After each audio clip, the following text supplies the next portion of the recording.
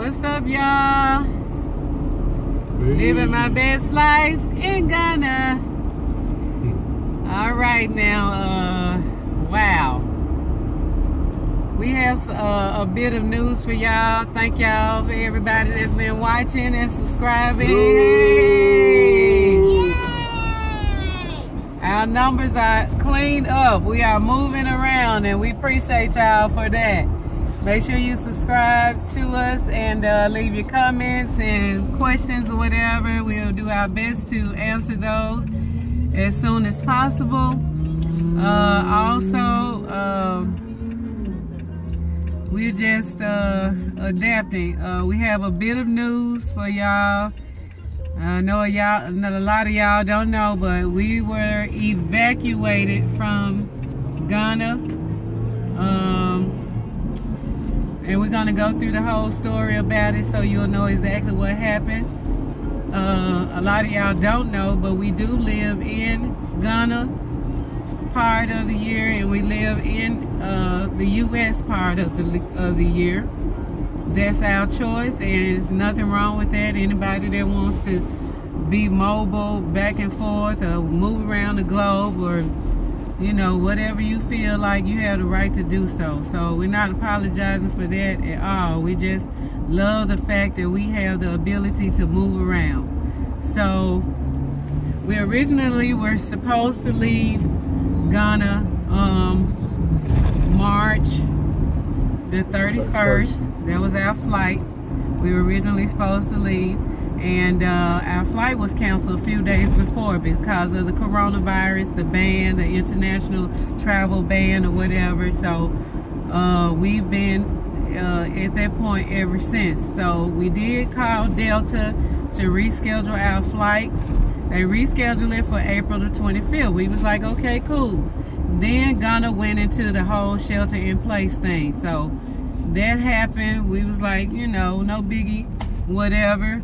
You know, we still had things moving around, and then all the bans and all the store closed and all the business closed, and essential and non-essential started happening in the States, which is where our business is and everything that flows for us when we're in Ghana, as well as the things that we're doing in Ghana. All of that is financed as well from our stationary place here in Tennessee.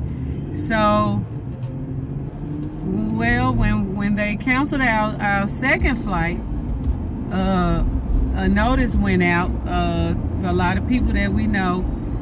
We ended up getting an email from one of our good brothers. Was that P.Y. that said that? P-Weezy. What's up, P-Weezy? Our boy P.Y. He sent us the information saying that the U.S. State Department was doing another evacuation flight from Ghana with the embassy. With the U.S. Embassy. So, my grandson want to hear this song. So we had to do submissions for all four of us, and my husband and I, and Jaja and Zola.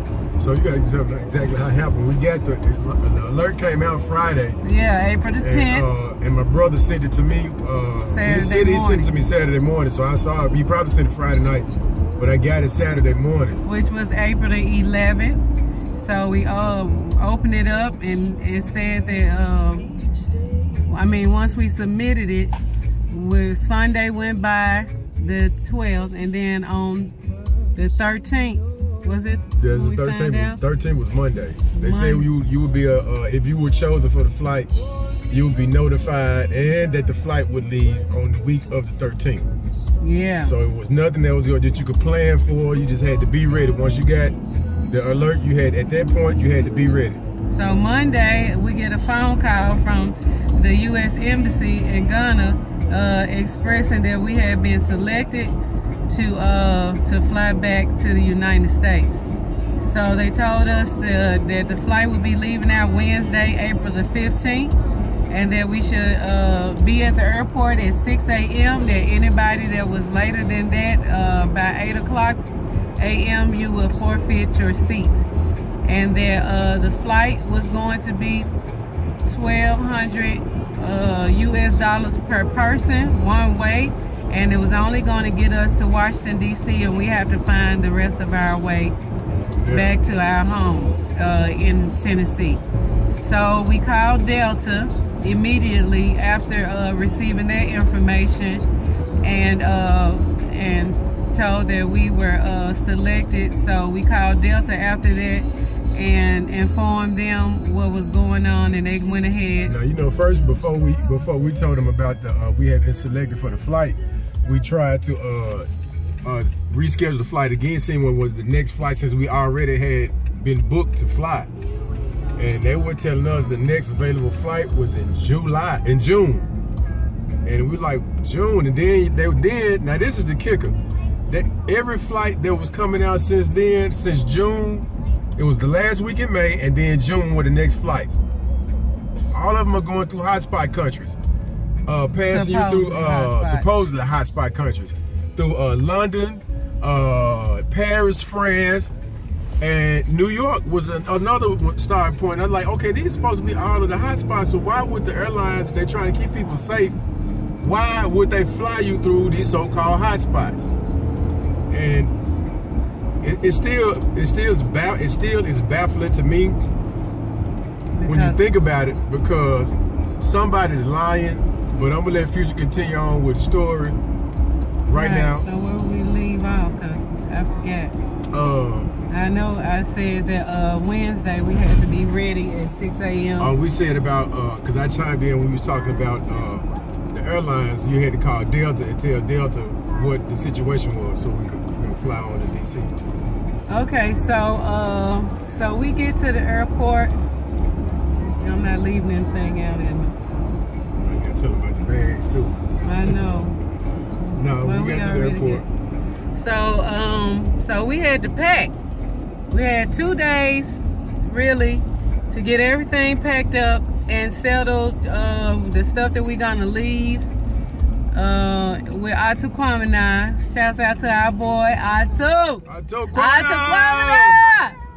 Atu, we love you. Oh, well, yeah. But anyway, we had to get everything together. Atu Kwamina helped us 100% to get our things together and ready so we could be on time. We went to the airport. We left the house about 3:30. And we had to get Atu went to get a taxi car at Barrier, because of course everything is on shelter in place, lockdown, so it's not any cars moving around. Anybody moving around is just, you had to go to the so-called taxi stands or whatever to get a car. So he went there to find a car that could take our bags, because we were 4 already.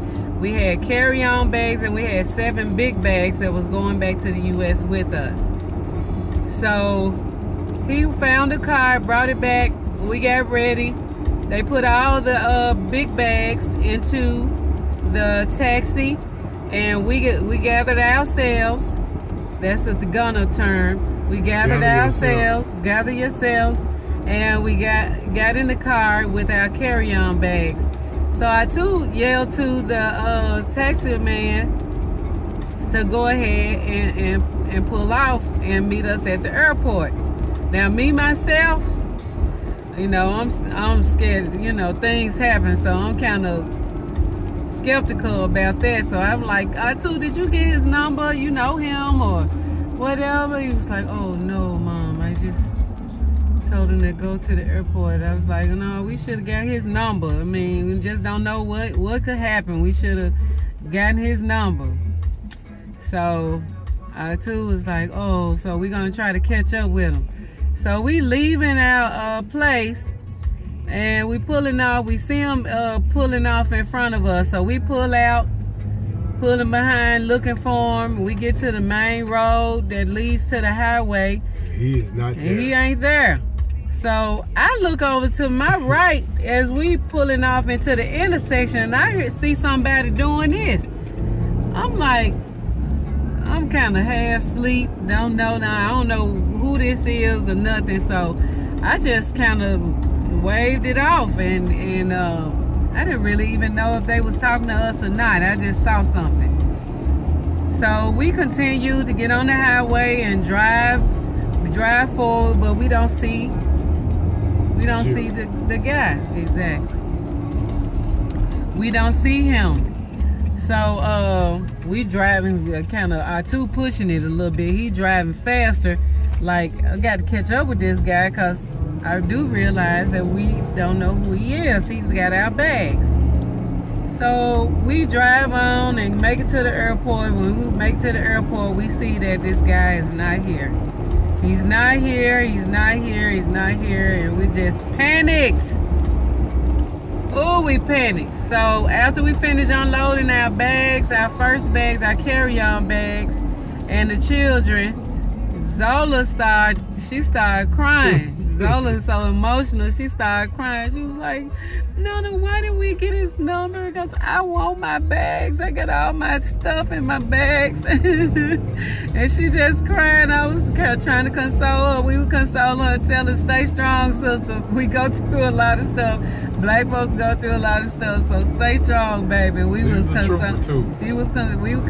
her, and she tried to, you know, get strong or whatever, because we was already in pain enough, wondering we were gonna get our bags back. That was terrible. It was so terrible. We was like, no, we made sure we talked to the ancestors and everything before we left. And I was like, we just leave it to the ancestors to take care of it. So when I thought about the guy was waving us down, I told Pal to call R2, because by this time R2 done jumped in the car going to retrace and find out if he can see the guy.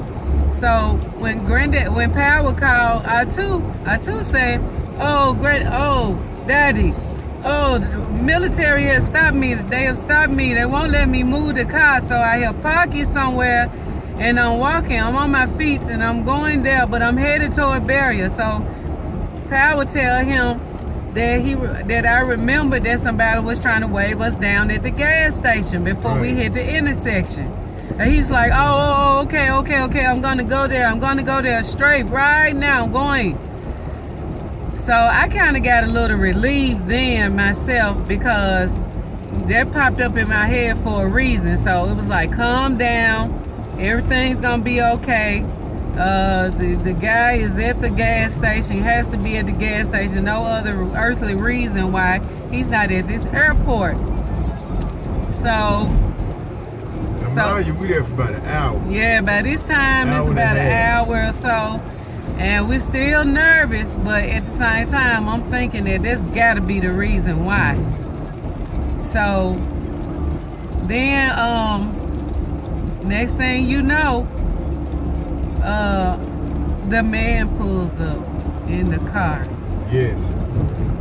Oh, we were so relieved. Oh my God, we were so relieved. Oh, we was like, oh, our bags. I wanted to hug my bag and kiss it.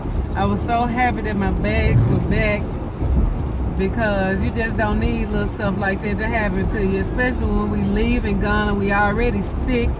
That we leave and we don't want to leave. You're on an evacuation flight. We on an evacuation. You didn't book yourself. Exactly. And it's by the U.S. And it ain't no other way. If we didn't get our bags before we left, that stuff would have just been in the wind. We would have never seen it again. Yeah. So we were just happy that that worked out for us, and then, you know, that's how that went. So